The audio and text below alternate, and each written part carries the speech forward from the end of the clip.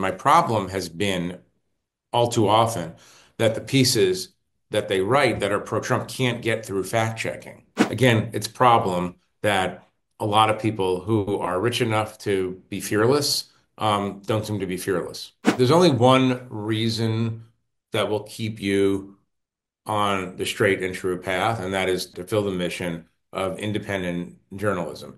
Don't straw man people you don't like. Don't provide the weakest argument of the opposing side and say this is their argument. Give them the credit of describing their argument the way they describe their argument.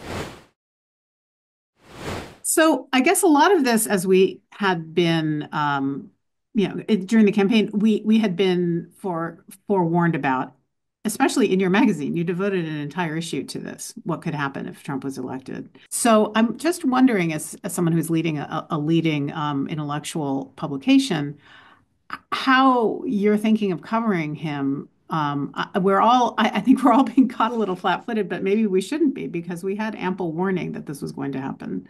Look, let me put it this way. No one, if he actually does make moves against Panama, either economic punishment or even military punishment, we shouldn't be surprised. He says things. There's no conspiracy.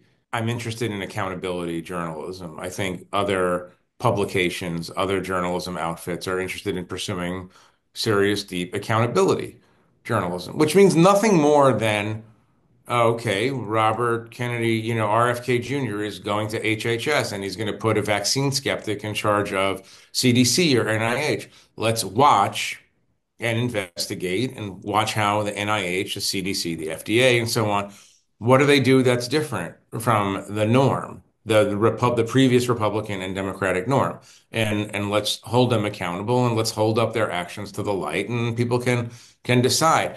I actually think, I mean, I'm all for stentorian defenses of democracy. But I actually think that the day in, day out work of journalism, of not pulling your punches, but being fair. You know what, like I said at the beginning, there's a decent chance that they'll do things that are quote unquote right or within the realm of the previous discussions of certain issues.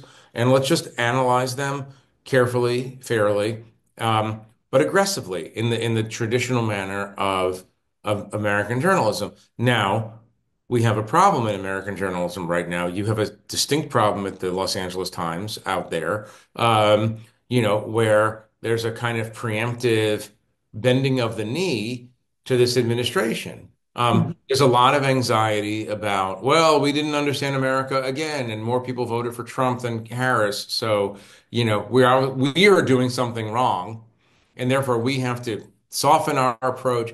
I don't understand the motivations of a lot of people in journalism, but what I would say, unfortunately, is that there are fewer and fewer outlets ready to pursue good old-fashioned journal. All I'm talking about is good old-fashioned journalism. Like, what is Yeah. Marco Rubio going to do to change America's diplomatic posture?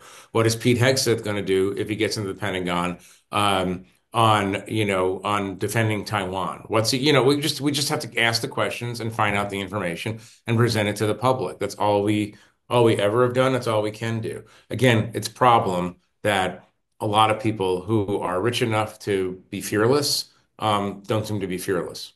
By the way, there are other people like this in across journalism. I mean, the New York Times has, I have, like anybody, I have a million critiques of the New York Times, as one would have of the central journalism organism of America. But that's a family that knows how to maintain its independence and integrity. We thought that Jeff Bezos did, and he did for Yeah. many years until this last episode, which is, flummoxing to a lot of us, flummoxing to a lot of people in the Washington Post, obviously, too.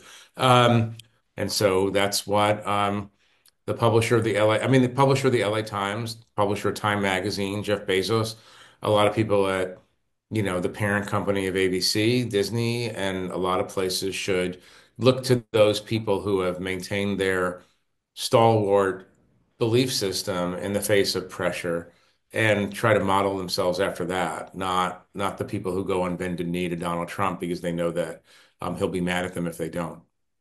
But that doesn't that indicate that they don't really care as much as maybe we do about independent journalism? That for them it was something that is more of a status object and that it can be easily dispensed with when necessary.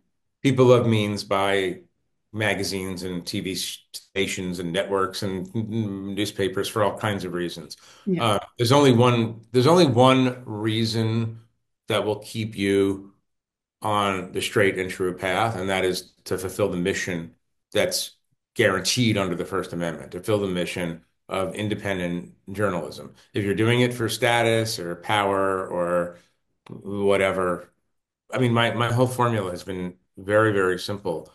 Make as many highest quality stories as you can make, put them in front of the reader, and try to convince the reader to pay for those stories. It's not rocket science to use, Elon Musk's business. It's just like give people something worth reading, and they'll pay you for the product that you make. I think fairness is the guide. And I always tell people this, and our editors know this.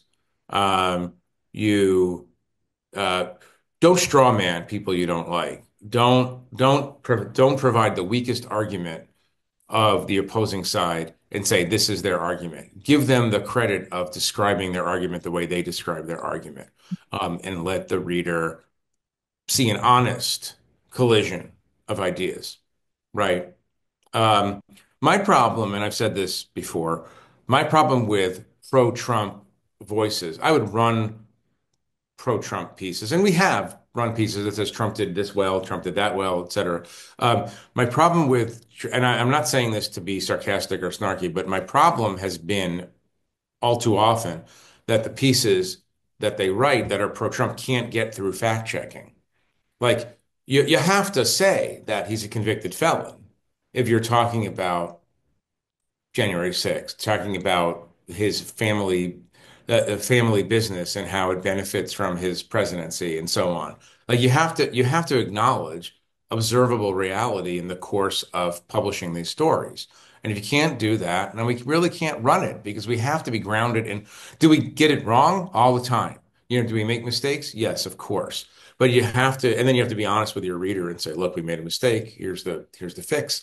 But you just have to run things. If you run things that are provably, observably false, then you're not doing your job either. And that's the difficulty of too many Trump supporters. It's um, they're living in a alternate reality to some degree, and that's the